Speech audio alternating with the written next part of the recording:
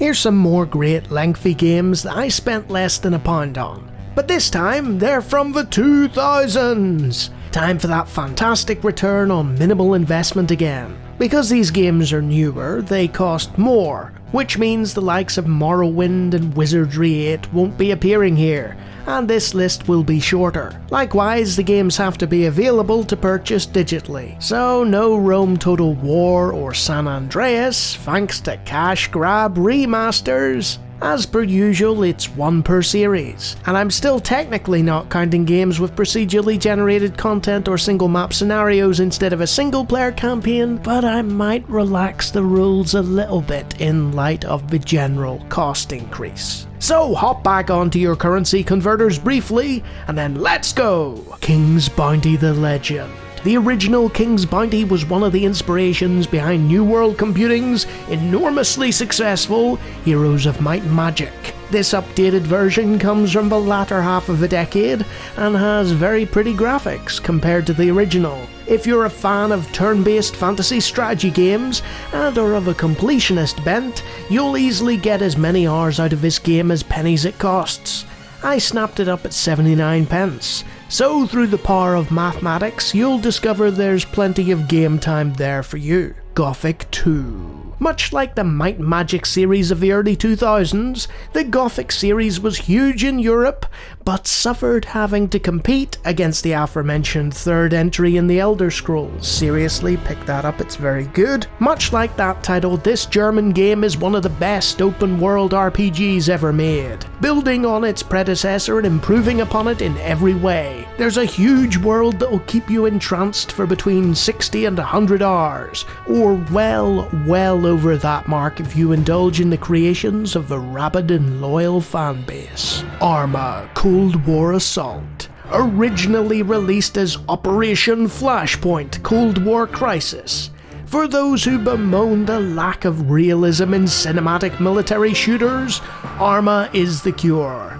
This Czech military title set in the 80s is more simulation than FPS, with ballistic realism and deadly difficulty. The slower pace of the 20 main missions means there's plenty to sink your teeth into, and the campaign will provide you with 30 to 70 hours of game time, depending entirely on how you approach the objectives on this giant fortified island. Cossacks: Back to War. 6 resources, thousands of units, huge maps to play on, and a massive variety of nations.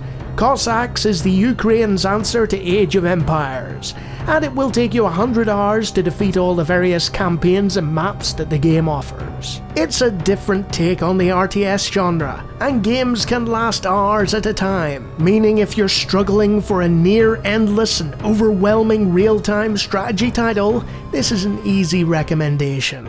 Age of Wonders. Age of Wonders from Dutch developer Triumph Studios has a campaign that lasts between 24 and 65 hours, and unlike Civilization, your leader's on the map.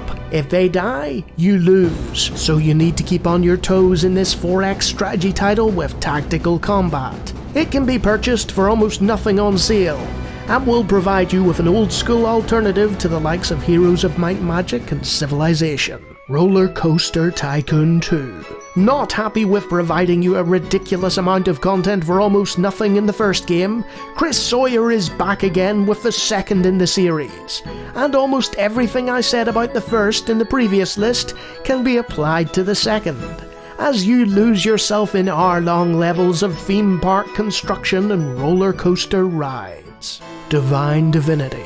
Before taking over the RPG landscape with its later Divinity titles, Larian were a plucky Belgian developer who made a passable RTS and nothing else. They embarked upon the creation of an isometric hack-and-slash RPG hybrid, and it's boldly stated in the key features section that this adventure will last you over 100 hours. It goes on sale for less than 50p, so for fans of the genre and Larian's later titles, this one's a real no-brainer. Empire Earth. Notable for being only one of 2 American games on this list, this is the other historical RTS from Rick Goodman. Empire Earth is not Age of Empires, but it plays like a natural continuation of the first game, and what a continuation that is. a mighty campaign that spans through history and can take anywhere between 50 and 150 hours to beat, depending on your level of completionism and turtling. Anyone remotely interested in the genre owes themselves a play of this title, and it regularly goes for cheap in the sales. Civilization 3.